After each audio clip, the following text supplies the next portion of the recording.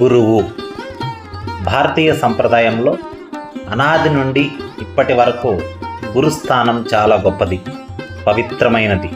అందుకే మన ధర్మం మనకు మాతృదేవోభవ, పితృదేవోభవ, ఆచార్య దేవోభవ అని నేర్పించింది, ఇప్పటికీ నేర్పిస్తూనే ఉన్నది. గురువు లేని విద్య అడవిగాచిన వెన్నెల, అలాగే బూడిదలో పోసిన పన్నీరు లాంటిది అంటారు మన పెద్దలు. అందుకే పరిస్థితులు ఎలాంటివైనా గురువుకు అబద్ధం చెప్పరాదు. ఒక్కసారి చరిత్ర మూలాల్లోకి వెళ్ళి చూస్తే కర్ణుడు ఎంత గొప్ప వీరుడో మనందరికీ తెలుసు. కానీ తాను క్షత్రియుడను కాదు అని ఒక చిన్న అబద్ధం చెప్పినందుకు తాను నేర్చుకున్న విద్య అవసరానికి పనికిరాదు, అంతకు మించి అసలు గుర్తుకే రాదు అని తన గురువు పరశురాముడి చేత శపించబడ్డాడు.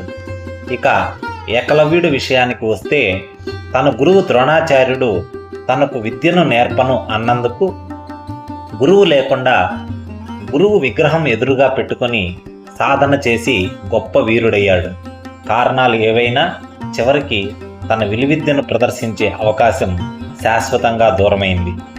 అసలు గురుస్థానం ఎంత గొప్పది అంటే జగద్గురు అయిన భగవంతుడు శ్రీకృష్ణుడు గురువు యొక్క బోధనను రుచి చూడడానికి స్వయంగా తానే శిష్యుడిగా మారి బాల్యంలో సాందీప మహర్షి దగ్గర విద్యాభ్యాసం చేశారు. అందుకే వృత్తి ఏదైనా, విద్య ఏదైనా అది మనల్ని సన్మార్గంలో నడిపేది అయితే, గురువు సరైన వారు అయితే ఆ గురువును మనం గౌరవించాల్సిందే. గురువులు కూడా నైతికతతో సన్మార్గంలో నడిచినప్పుడే నిజమైన సమాజం నిర్మించబడుతుంది. అలాంటి గురువులందరికీ మనస్ఫూర్తిగా గురు బ్రహ్మ, గురు విష్ణు, గురుదేవో మహేశ్వర, గురు సాక్షాత్ పరబ్రహ్మ, తస్మై శ్రీ గురువే నమః అని నిండు మనసుతో చేతులు జోడించి మొక్కుతున్నాను.